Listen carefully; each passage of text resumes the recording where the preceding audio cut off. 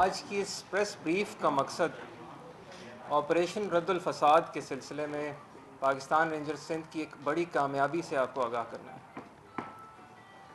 چند روز قبل پاکستان رینجرز سندھ کو خفیہ ذرائع سے خبر ملی تھی کہ القاعدہ برصغیر اور داعش سے تربیت یافتہ چند دہشت گرد کراچی میں داخل ہو گئے ہیں اور وہ ایک بڑی دہشت گردی کی کارروائی کی پلاننگ کر رہے ہیں۔ اس سلسلے میں پاکستان رینجرز سندھ نے اپنے تمام ذرائع بروئے کار لاتے ہوئے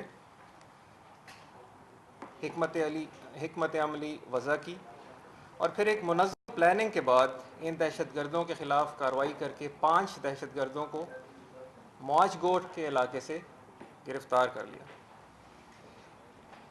یہ دہشت گرد ایک بڑی کارروائی کی پلاننگ کر چکے تھے اور کراچی ایک بڑی تباہی سے بچ گیا الحمدللہ۔